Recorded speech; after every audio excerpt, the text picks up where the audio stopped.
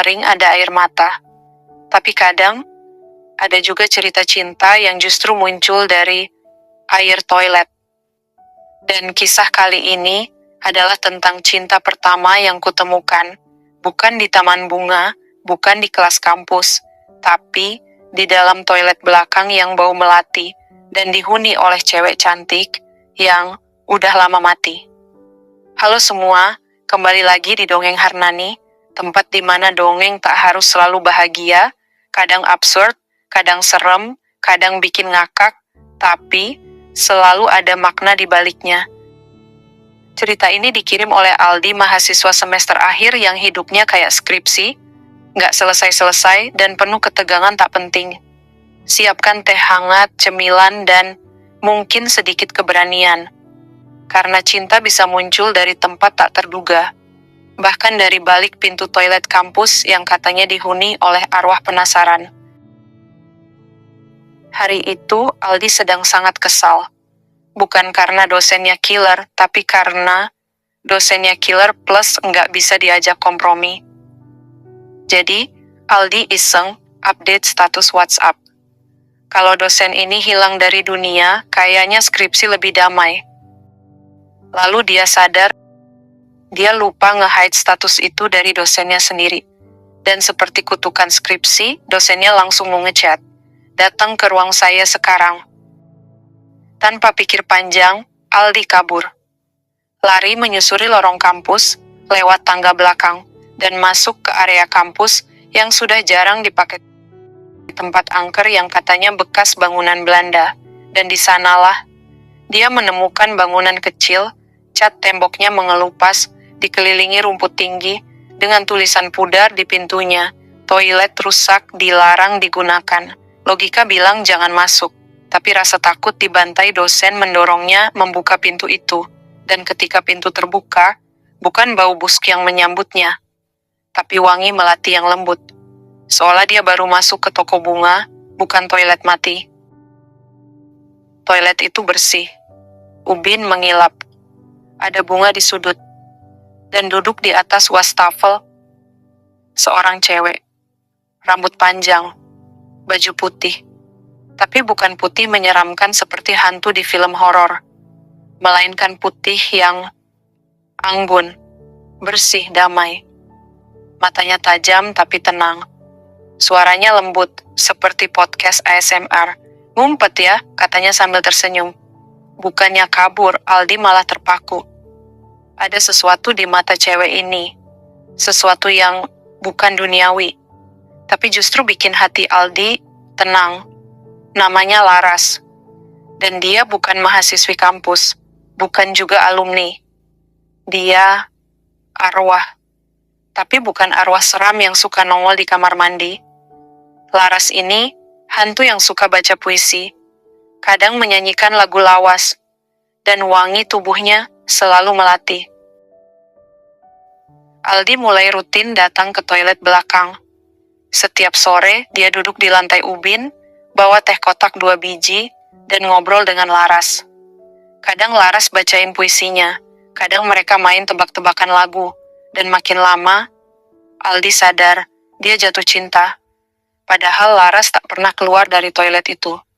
Tak pernah makan, tak pernah pegang HP. Tapi Aldi merasa, dia dipahami, ditemani, dicintai. Dia tahu ini gila, tapi rasanya benar. Dito, sahabat Aldi, mulai curiga. Lu tiap sore kemana sih?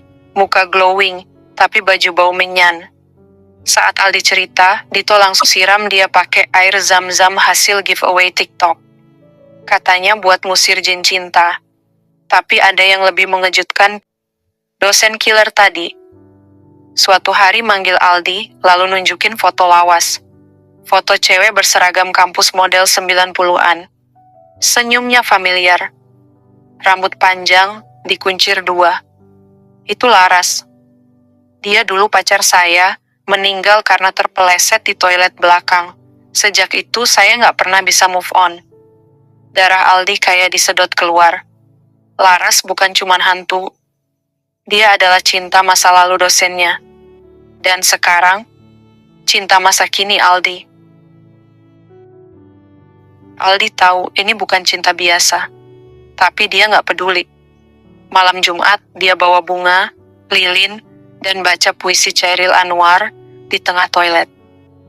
Aku ingin mencintaimu dengan sederhana. Laras muncul, matanya berkaca. Tapi dari bilik pojok, muncul sosok hitam besar, tinggi, berasap. Suaranya serak seperti diesel mogok. Gak boleh ada cinta antara dunia. Dia milikku. Itu penjaga batas, makhluk dari dimensi kematian, yang tugasnya memisahkan cinta manusia dan arwah.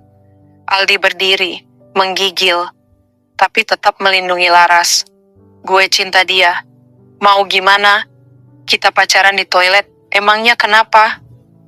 Makhluk itu menggeram, tapi Laras menatap Aldi.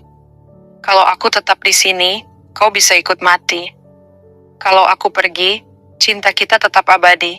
Dan seperti angin Laras memudar, meninggalkan wangi melati dan puisi yang belum selesai. Besoknya, toilet itu disegel. Katanya ada retakan tanah.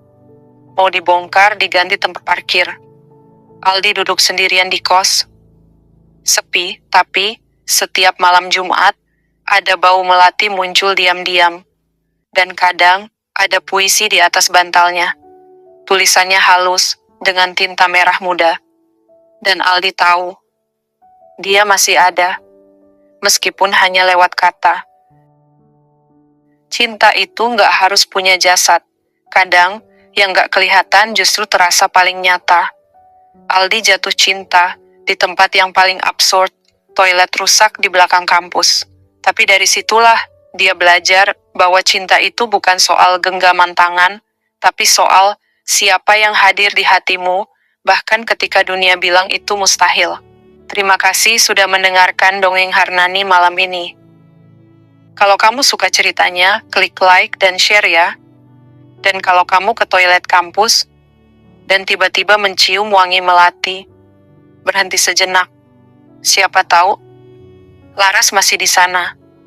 Bukan untuk menakutimu, tapi untuk memastikan bahwa cinta absurdnya masih punya tempat di dunia ini.